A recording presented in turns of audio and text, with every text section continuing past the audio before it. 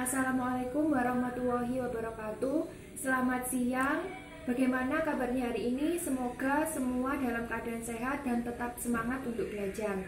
Pada pertemuan kali ini kita akan membahas materi baru. Sebelum itu, Ibu akan bertanya, apakah kalian pernah pergi ke supermarket atau ke pasar? Tentunya pernah kan? Nah, di sana kalian pasti akan menemukan yang namanya konsumen dan produsen, di mana dalam kegiatan jual beli, konsumen selalu menginginkan untuk mendapatkan barang dengan harga yang murah namun dengan kualitas yang baik. Sedangkan hal ini berbeda dari keinginan dari produsen, di mana produsen ini menginginkan barangnya terjual dengan harga yang mahal guna mendapatkan keuntungan yang maksimal. Hal ini menimbulkan yang namanya perbedaan kepentingan antara konsumen dengan produsen. Nah, perbedaan kepentingan ini telah menimbulkan yang namanya konsep permintaan dan penawaran. Pada pertemuan kali ini kita akan membahas mengenai salah satu konsep, yaitu konsep permintaan. Nah, setelah kita mempelajari konsep permintaan ini, diharapkan kalian dapat yang pertama menjelaskan pengertian permintaan, yang kedua mengenai kalian bisa mengidentifikasi faktor-faktor apa saja yang mempengaruhi permintaan, yang ketiga kalian bisa menjelaskan hukum permintaan, dan yang terakhir kalian bisa menganalisis kurva permintaan. Nah, untuk materi pembelajaran kita hari ini, yang pertama adalah pengertian permintaan.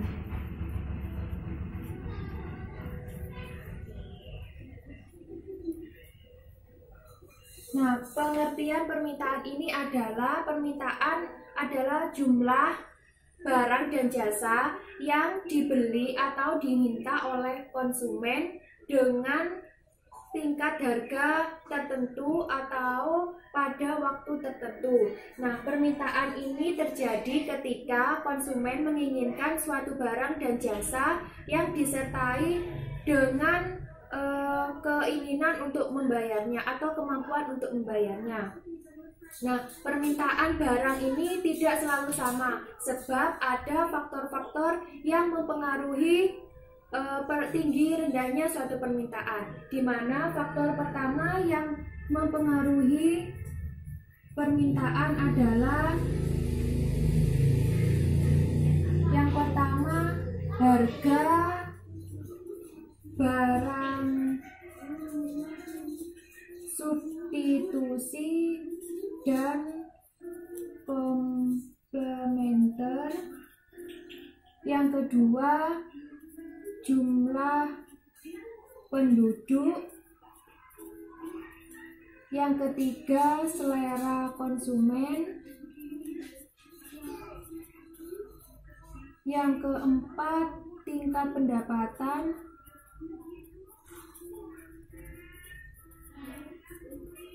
dan yang terakhir ekspektasi atau harapan konsumen.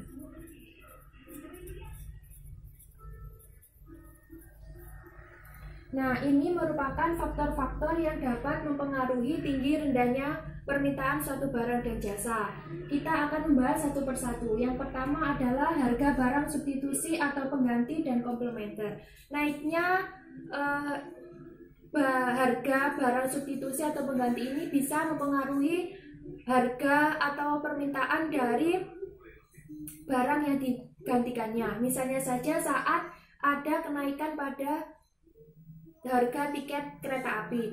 Nah, pasti akan dimungkinkan akan terjadi kenaikan pada permintaan tiket bus. Mengapa ini bisa terjadi? Ini bisa terjadi karena saat harga tiket kereta api itu mengalami kenaikan, maka konsumen dimungkinkan akan memilih menggunakan transportasi bus untuk berpergian. Nah, hal ini dapat menimbulkan kenaikan pada permintaan tiket bus. Nah, yang kedua adalah jumlah penduduk. Jumlah penduduk ini bisa saja mempengaruhi permintaan suatu barang. Misalnya saja saat suatu negara atau daerah itu mempunyai tingkat penduduk atau jumlah penduduk yang sangat tinggi. Nah, pastinya akan menyebabkan tingginya permintaan pada kebutuhan pokok. Nah, yang ketiga adalah selera konsumen. Selera konsumen ini juga mempengaruhi preferensi atau pilihan dari konsumen akan suatu barang ataupun jasa. Nah, yang keempat yaitu tingkat pendapatan. Tingkat pendapatan ini merupakan faktor yang sangat penting dan sangat mempengaruhi tinggi rendahnya permintaan suatu barang. Misalnya saja saat pendapatan kita mengalami kenaikan atau tinggi, maka daya beli kita akan suatu barang atau daya beli konsumsi kita pasti akan meningkat. Nah, hal ini akan menyebabkan adanya peningkatan pada permintaan barang. Nah, yang terakhir adalah ekspektasi atau harapan konsumen.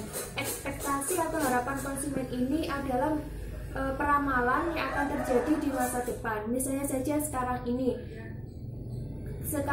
saat terjadi wabah penyakit COVID-19, diramalkan akan terjadi yang namanya kelangkaan pada tisu toilet maupun masker. Nah, pastinya dengan adanya peramalan tersebut, konsumen akan berbondong-bondong untuk membeli konsumen akan berbondong-bondong untuk membeli tisu dan masker tersebut dalam jumlah yang banyak. Nah, hal itu akan menyebabkan tingginya permintaan pada kedua barang tersebut sehingga harganya pun juga meningkat. Nah, dari pengertian maupun faktor-faktor yang mempengaruhinya, kita dapat melihat bahwa konsep permintaan ini berhubungan dengan dua hal, yaitu jumlah barang dan harga barang itu sendiri. Nah, kedua hal ini sangat berhubungan pada konsep permintaan sehingga memunculkan yang namanya hukum permintaan.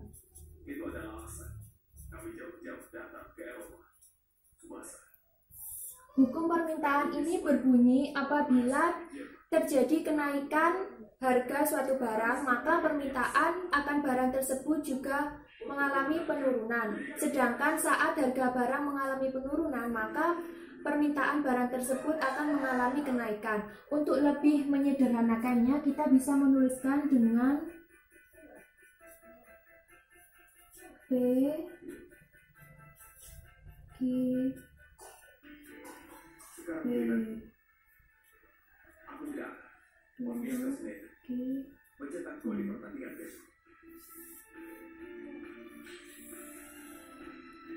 Nah, ini merupakan penyimbolan yang dapat mempermudah kalian untuk mempelajari dan mengerti mengenai hukum permintaan, di mana P ini menyimbolkan price atau harga dan Q menyimbolkan quantity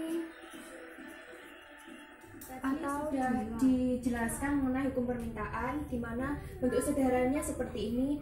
Saat harga suatu barang itu naik, maka permintaan barang akan mengalami penurunan. Begitupun sebaliknya, jika harga barangnya mengalami penurunan, maka jumlah barang yang diminta akan mengalami kenaikan. Nah, dari penjelasan tadi kita bisa lihat bahwa adanya hubungan negatif antara jumlah barang yang diminta dengan harga barang itu sendiri.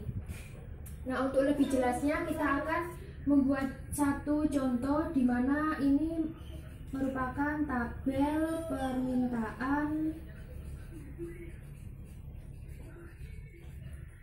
gula, misalkan saja seperti itu. Kita buat tabelnya.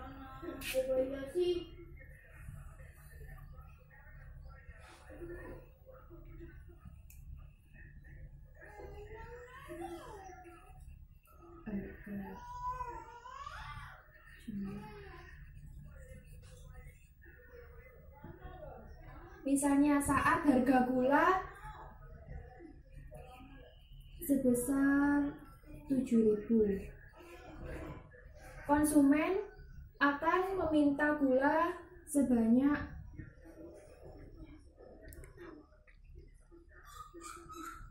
3 kg. Nah, saat harga gula mengalami kenaikan sebesar 9.000, maka konsumen menurunkan konsumsi gula menjadi 2 kg saat harga 12.000.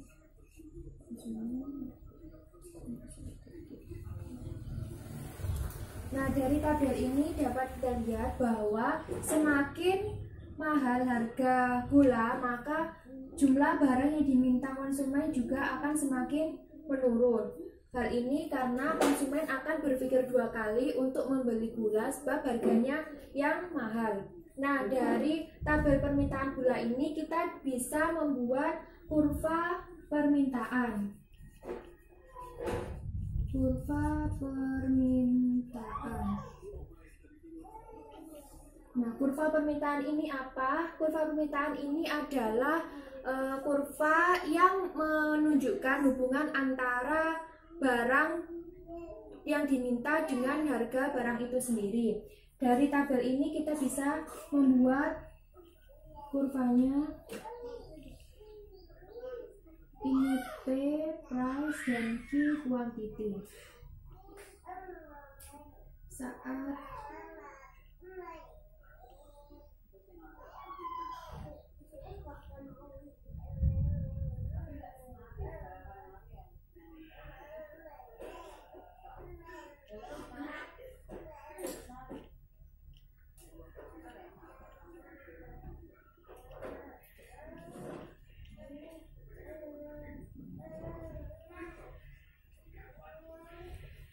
dari tabel ini kita lihat saat harga 7.000 jumlah gula yang diminta sebesar 3 kg.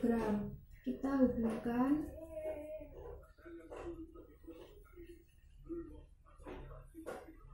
Begitupun untuk saat harga 9.000, harga atau jumlah yang diminta sebesar 2 kg.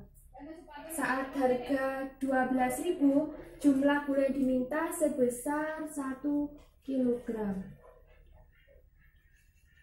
Setelah itu, kita hubungkan titik-titik ini menjadi satu garis. D menyimpulkan demand atau permintaan. Nah, garis ini merupakan garis permintaan, di mana kita bisa lihat bahwa semakin mahal harganya maka permintaan semakin menurun.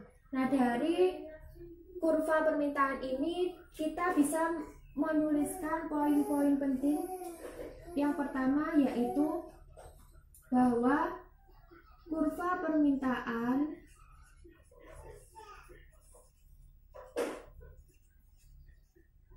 mempunyai slope negatif. Hal ini karena karena bertolak belakang antara harga barang dengan jumlah barang yang diminta. Nah, yang kedua, kurva bergerak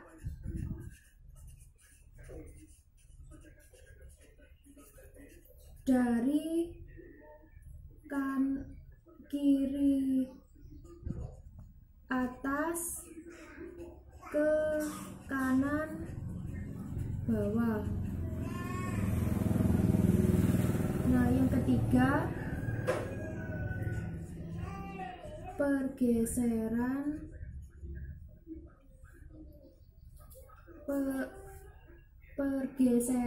dari kurva disebabkan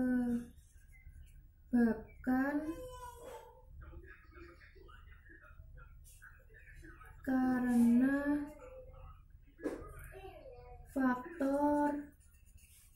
faktor di luar harga barang. Nah, dari ketiga poin yang tadi sudah dicatat, yang perlu kita lihat adalah poin yang nomor 3, di mana adanya pergeseran dari kurva permintaan ini disebabkan karena faktor-faktor di luar harga. Nah, faktor-faktor di luar harga ini apa saja? Yang pertama kita bisa sebutkan, yang pertama itu selera konsumen, yang ketiga tingkat pendapatan, dan yang promosi dari perusahaan, dan masih banyak lagi faktor-faktor lain yang dapat menggeser dari kurva permintaan ini. Nah, kurva permintaan ini akan selalu berbentuk seperti ini dengan asumsi ceteris paribus atau faktor-faktor yang lain tetap. Yang tadi sudah disebutkan bahwa tidak adanya perubahan faktor-faktor yang lain. Nah, dari kurva permintaan ini kita bisa melihat bahwa setiap konsumen itu pasti berpikiran untuk mendapatkan barang dengan harga yang sesuai dengan keinginannya. Untuk itu kurva permintaan akan selalu berubah, di mana saat permintaan itu mengalami kenaikan maka akan bergeser ke arah kanan, dan sebaliknya saat mengalami penurunan akan bergeser ke arah kiri. Nah, kesimpulan dari pembelajaran yang sudah kita lakukan hari ini adalah yang pertama mengenai pengertian dari kurva permintaan, di mana tadi sudah dijelaskan bahwa permintaan di situ adalah jumlah barang dan jasa yang diminta atau dibeli oleh konsumen pada tingkat harga tertentu dan dalam waktu tertentu. Nah, yang kedua mengenai faktor-faktor apa saja yang mempengaruhi. Tadi sudah dijelaskan faktornya, misalnya saja harga barang substitusi dan komplementer, lalu jumlah penduduk, selera konsumen, tingkat pendapatan, maupun ekspektasi konsumen.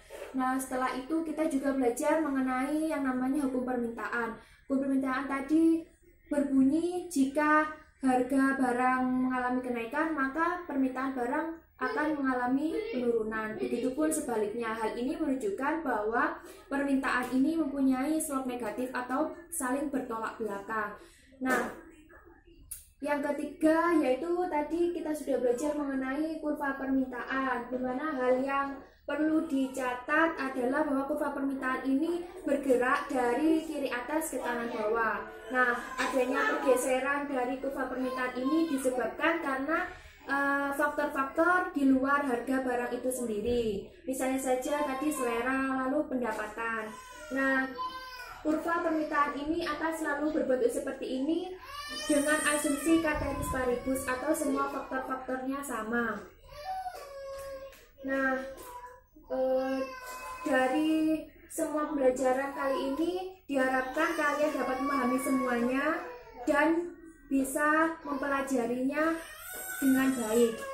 Sekian pembelajaran kita hari ini, semoga semuanya bisa memahami dan mampu mengerti pembelajaran kita hari ini. Cukup sekian, apabila ada kesalahan saya mohon maaf. Wassalamualaikum warahmatullahi wabarakatuh.